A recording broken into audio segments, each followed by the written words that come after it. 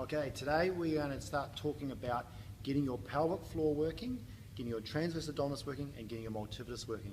So we'll start off with getting you understanding what you need to do as far as getting that pelvic floor switched on, what position your spine needs to be in. We always talk about neutral spine and getting your abs on or your core on.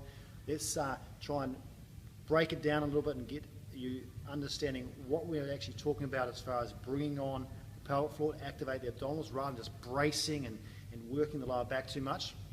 And then we'll work on trying to get that switched on and then trying to get your lower back switched on and getting those little muscles which are called multifidus, which you might have heard of, which are the stabilizers for the spine, trying to get them switched on rather than the big extensors switched on. So the first thing I want you to work on, follow me down here, is when you're doing this pelvic floor transverse abdominis work, trying to get the muscle system activated, you've got to make sure you're in neutral, okay? So you can't be in this flat back position. You can't be imprinted into here in this rounded back position, especially if you're one of those disc patients who's recovering from a disc problem. And you also can't be arched up into here. A lot of people, when they try and do core work and raise their legs, they arch up too much. So we've got to try and find our neutral position. So what I want you to do, hands on your hip bones, and you've got to try and go arching up all the way here. And you see this one 4-point when you do a cat-cow position, and then curling under and trying to find the other way. Now this is a really good mobilizer for your lower back anyway, if you're a bit stiff in there.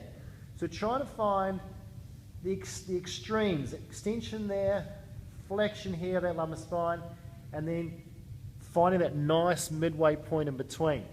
Once you've got that midway point, we need to start activating our pelvic floor and our abdominals with our breathing. So what I like to do is you find those bony points in the front of the hip, okay? So your ASIS, your anterior superior iliac spine, find that bony point there. What you then do is go in and down an inch, and you're basically the closest area you're going to be to your transverse abdominis, to feel what's going on. Now remember, what you don't want to do is go, brain, abdominals, okay? You've got to go brain, pelvic floor, abdominals, and that's how we're going to get our low-level core activation work going. So come over here and have a look at this. So if we try and think about, if you're breathing, what I want you to do is as you breathe out, you're going to tighten up or draw up that pelvic floor. Now, if you can think about the pelvic floor as your toilet muscles, okay? So they're the muscles that are going to stop you going to the toilet, all right, in the front, not the back. You don't want any bum gripping.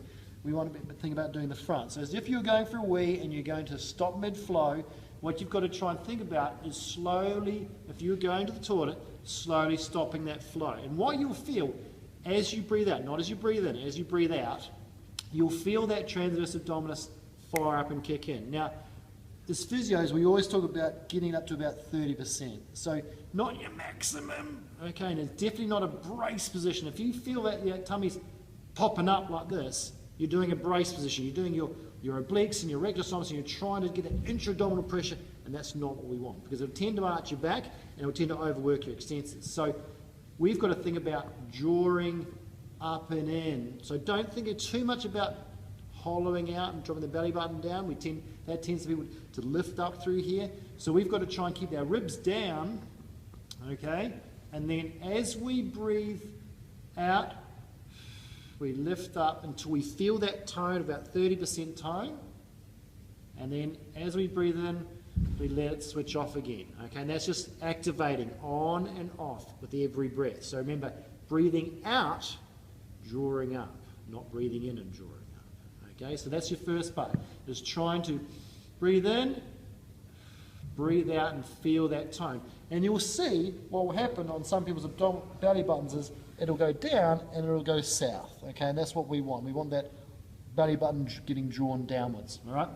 So there's your first exercise. That is breathing, pelvic floor, transverse abdominis. All right, getting that activated, getting it firing up. The second exercise for you guys to train it is to try and when you breathe out for the first time, you breathe out and you switch it on, you then try and hold it on at that 30% level and keep breathing. In and out. And don't let it switch off as you breathe in. In and out. And just feeling that tone, keeping it on at 30%, breathing in, breathing out, and trying to keep it activated the whole time. And I'd go for about 20 breaths, and then have a break, have a rest, okay? That's in supine. We've also got to do it in 4-point. Supine's easy. We can feel what's going on. 4-point is harder. So when you go, what I mean by 4-point is that you're like in this horse stance or cow position, okay? And what you want to aim for is arms straight down, thighs straight down, and again, start with getting that lower back into that neutral spine. A lot of people start here and they'll go sag straight into there. That's no good. You've got to try and get up into neutral. And so I would go all the way up into flexion, so round that lower back, tuck that belly button into that sort of cat position, and then drop down into the cow position. And just do that a couple of times, cat and cow, trying to really mobilize that lower back and then find your halfway point in between. Crucial thing is too, you're not drop down at the shoulders, okay? You've got to be up into neutral protraction as well, so you're not drop down into here. And so you're a nice straight long spine through there, straight long head, and then you can try and get your breathing in and out. So remembering, breathing out, lifting up that pelvic floor. Now when you lift, it's sort of going to be this way, if you like. If you imagine those pelvic floor muscles are stopping mid-flow and they're coming up, so they'll be coming up this way. And what will happen is your belly will actually rise as you draw that pelvic floor in. Okay, so that's that breathing in, breathing out, drawing out that pelvic floor. Now, you have to feel internally for this one. You can't feel here unless you put one hand in, but that's harder because you've got to do it one arm. That's another exercise we'll go through later. So, working on that neutral spine, getting that pelvic floor activated. Okay.